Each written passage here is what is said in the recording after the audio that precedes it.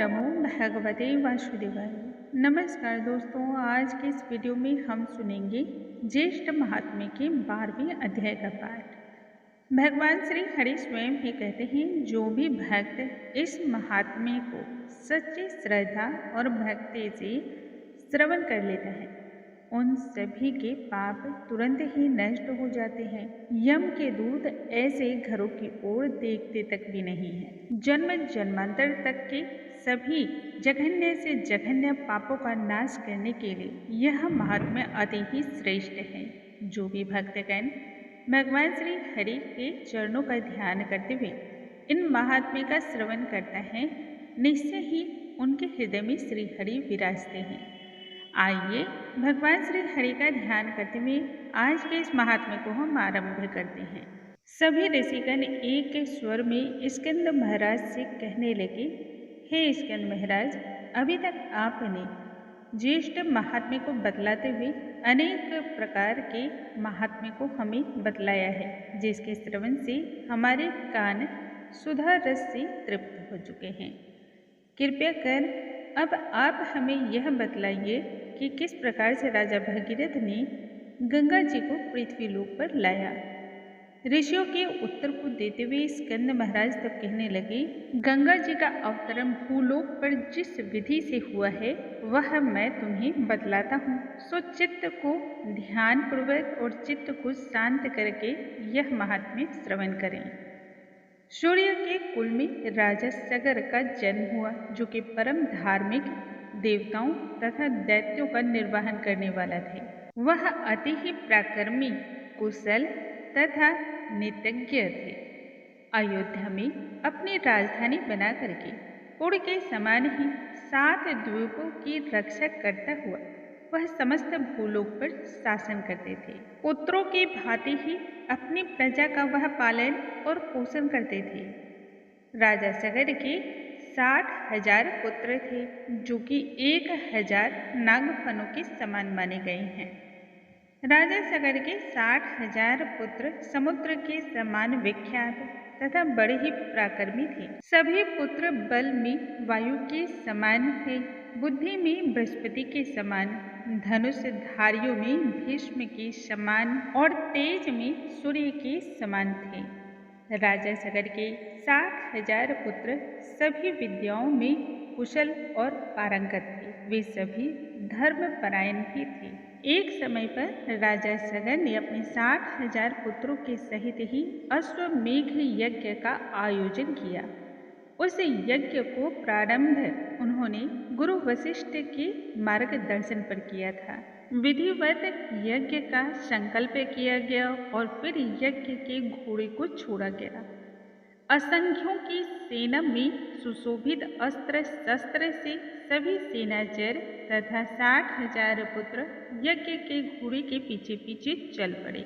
यज्ञ का घोड़ा जहाँ जहाँ से भी गुजरा, वहाँ वहाँ के राजाओं ने राजा सगर के आधिपत्य को स्वीकार कर लिया और बहुत सारे धन संपदा भी उन्होंने प्रदान की। इस प्रकार से राजाओं ने बहुत बड़ी संख्या में घोड़े, ऊंट, हाथी और बहुत बड़ी धन संख्या में उन्होंने कर के रूप में प्रदान की।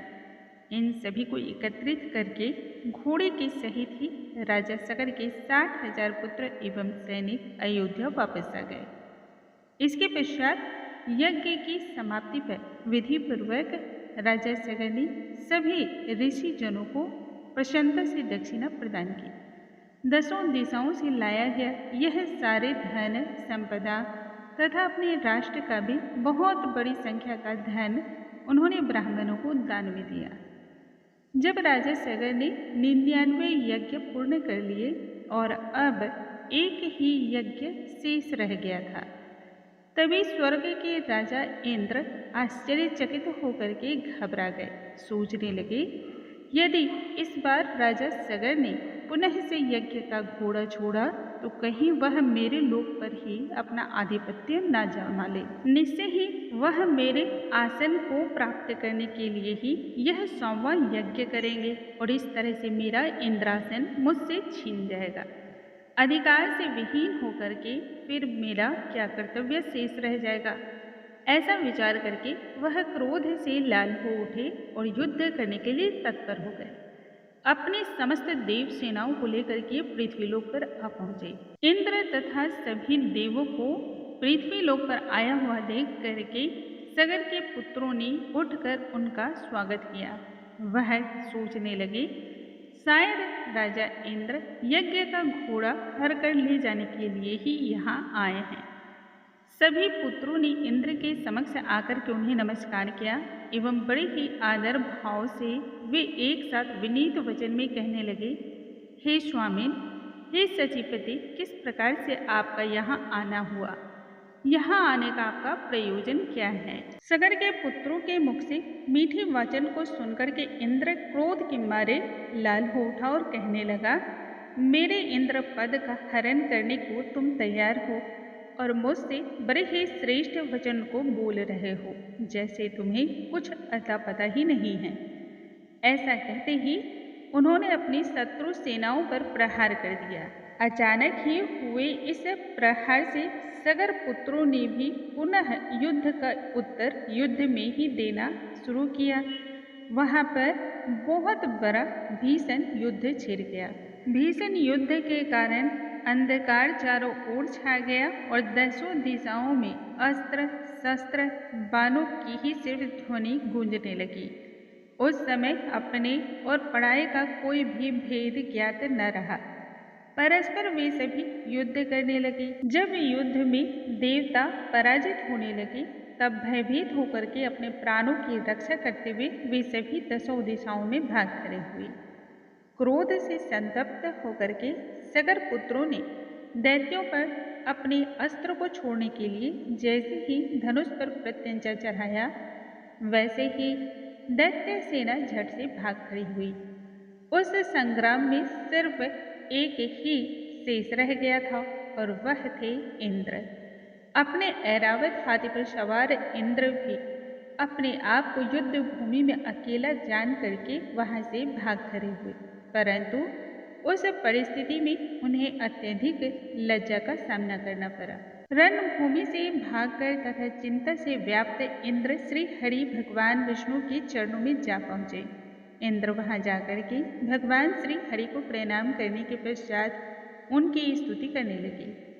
फिर उन्होंने अपने तथा सगर पुत्रों के बीच चल रहे उस युद्ध के विषय में कह सुनाया। उधर युद्ध भूमि से इंद्र को भागा हुआ जान करके सगर पुत्रों ने खूब गौरव महसूस किया। अपने घर को वह सभी लौट आए तथा उन्होंने जितनी भी सेनाएं बची थी उन्हें बहुत सारा धन वस्त्र एवं आभूषण देकर के प्रसन्न किया। बोलो भगवान श्री हरि की जय, स्वामी नारायण की जय। दोस्तों, आज के इस वीडियो में हमने सुना ज्येष्ठ महात्म्य के 12वें अध्याय का पाठ। कल के वीडियो में आगे की कथाओं के साथ हम पुनः मिलेंगे। तब तक के लिए नमस्कार। हरे कृष्णा, राधे राधे।